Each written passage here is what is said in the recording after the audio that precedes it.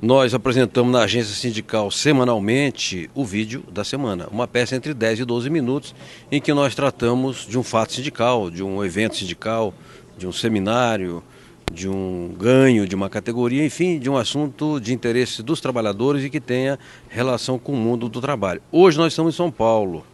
Vou falar com o Wilson Pereira, que é diretor da Contrata, Confederação Nacional dos Trabalhadores em Turismo e Hospitalidade. A categoria ou os trabalhadores mais de bares e restaurantes, esse segmento obteve uma garantia legal que é quando houver o pagamento da taxa de serviço, 10% geralmente, isso ser incorporado ao salário para compor, né, o ganho para efeito de previdência, etc. Hoje os sindicatos estão reunidos em São Paulo discutindo esse assunto e buscando uma forma de dar um padrão de ação do sindicato a respeito desse assunto. Wilson, por que vocês fizeram essa reunião aqui em São Paulo, estão fazendo e qual é o objetivo principal dela? Bem, primeiro, essa reunião ela se justifica em função de um grande trabalho que foi realizado pela Confederação desde a década de 80, mesmo antes da existência da Contrato, a gente já trabalhava a questão da regulamentação, enfim, da taxa de serviço, que é a gorjeta cobrada nos restaurantes, nos hotéis, lanchonetes, enfim, toda a área de gastronomia e hospedagem, né? Então, agora nós estamos dando continuidade naquele trabalho que a gente sempre desenvolveu de forma conjunta, né? Confederação e sindicatos. Mas agora hoje, tem a lei. Agora temos a lei, né? Graças a esse trabalho que foi realizado conjuntamente, inclusive com a própria participação dos empregadores, né? A lei foi regulamentada, né? Mas o que ela veio regulamentar mais? Na verdade, o que ela mais regulamentou é a participação do empregador, ou seja, a lei permite que o empregador efetue um desconto, né, de 20% até 20% para pequenas empresas, as micro, e as grandes empresas até 33%. Lógico que tudo isso é negociado. Então, o motivo desta reunião, que nosso presidente Moacir da Contrato determinou, é para elaborar uma minuta, né, de acordo que possa ser utilizado em todo o país pelas entidades sindicais. Logicamente que o acordo ele trata de parâmetros. Há questões nessa minuta de que é obrigatório conter, né, em todo e qualquer acordo, porque reporta-se à lei, né? Então nós temos que fazer constar nesses acordos essas questões.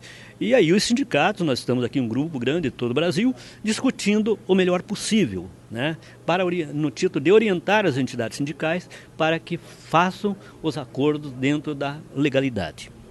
Wilson, quantos trabalhadores mais ou menos são cobertos pela lei e que benefício mais efetivo o trabalhador terá com a adequada e correta aplicação da lei? Olha, nós temos no Brasil, na área de hotelaria e restaurantes, aproximadamente 2 milhões e meio, 3 milhões de trabalhadores no setor. A questão dos benefícios, só para um exemplo, somente em São Paulo, nós temos aqui, pelo Sindicato de São Paulo, o Sintoresp, ele representa aproximadamente 350 mil trabalhadores. Então, um número bastante elevado, né? Logicamente, é bom deixar claro essa questão de que nem todas as empresas ou nem todos os trabalhadores irão aderir a cobrança da taxa de serviço, né? Mas aquele que se beneficia do acordo, né, ele está dando uma garantia para o trabalhador, né? A taxa de serviço ela é boa para o empregado e também para o empregador. Para o empregado por quê? Para o empregado porque ele vai ter incorporada a taxa de serviço, a taxa de serviço vai se incorporar ao salário dele e, consequentemente, vai constar para fins de férias, 13º, fundo de garantia, para fins de aposentadoria, caso tenhamos aposentadoria, porque hoje nós estamos numa situação sujeita até a perder direito. Estamos perdendo o direito até de você requerer a sua aposentadoria. Mas, dando um exemplo, hoje nós temos muitos trabalhadores da área de restaurante principalmente, garçom, vamos falar mais especificamente da questão do garçom, ele recebe, assina que ganha o piso salarial da categoria, vamos dizer R$ 1.200 o piso, vamos supor que ele ganha na empresa em torno de 3 a 4 mil reais. Né? Os encargos que estão sendo recolhidos são somente sobre o piso R$ 1.200 e o resto é por fora. Né? O que é que acontece? Quando ele sai por um auxílio-doença, se ausenta da empresa, ele vai receber somente aquele R$ 1.200. Ou seja, ele perde renda. Ele perde renda. Né? E também ele perde no momento da aposentadoria, que não vai contar o por fora, né? Que seria a gorjeta por fora, não vai contar para fins de cômputo do valor que ele vai se aposentar. Ô Wilson, digamos que eu seja um garçom, trabalho num hotel, sei lá, em Londrina. Aí eu soube que essa lei já está funcionando, já está em vigor, achei que é interessante, eu queria ser coberto, digamos, pelos benefícios que a lei propicia. Eu faço o quê? Eu procuro o sindicato, procuro o posto do Ministério do Trabalho. Qual é o caminho? O caminho é o sindicato. Né? Os trabalhadores devem procurar o sindicato, né? Ou a própria empresa, no caso a própria empresa podem procurar o sindicato, para fins de estudar a possibilidade de se firmar um acordo coletivo. Deixar claro que é somente o sindicato que pode firmar esse acordo. A empresa não pode firmar o acordo diretamente com os trabalhadores. Né? Tudo segue-se os termos de elaboração de uma convenção coletiva de trabalho, né? De acordo com o artigo 612 da CLT, a realização de assembleia, são muitos critérios. Todos os critérios estabelecidos na lei serão obrigatórios para que esse acordo seja válido. Então, a empresa deve procurar o sindicato, né, para que o sindicato estude essa possibilidade. É realizada uma assembleia, geralmente acaba acontecendo a assembleia nas dependências da própria empresa, né, e essa assembleia vai estabelecer os critérios e a forma com que esse acordo vai ser gerido.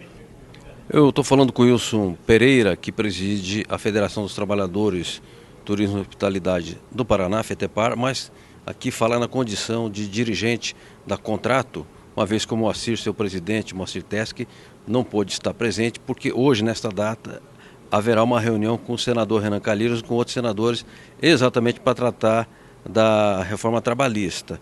Wilson, por fim, as federações e a confederação vão orientar os sindicatos, que às vezes surgem dúvidas. A empresa ela faz algum tipo de argumentação, de alegação, às vezes também pode haver resistência em outros setores. Como é que os sindicatos serão orientados a partir da reunião de hoje?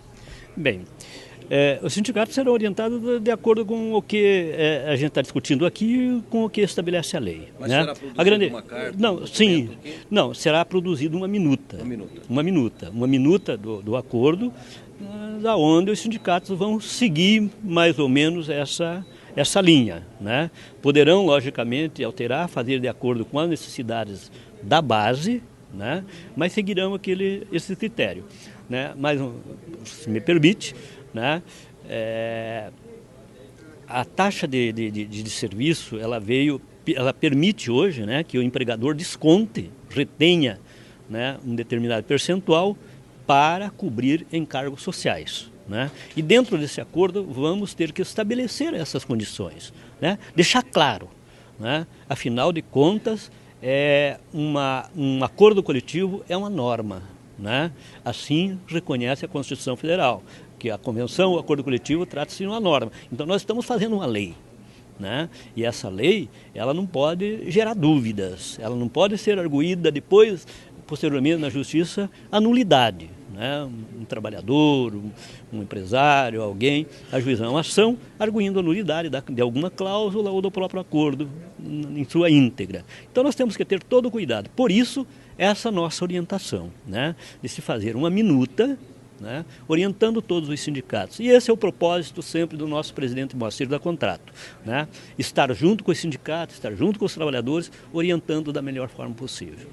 Ou seja, a partir de agora, certamente haverá mais segurança jurídica. Sim, para as duas partes, né? Inclusive para os empregadores.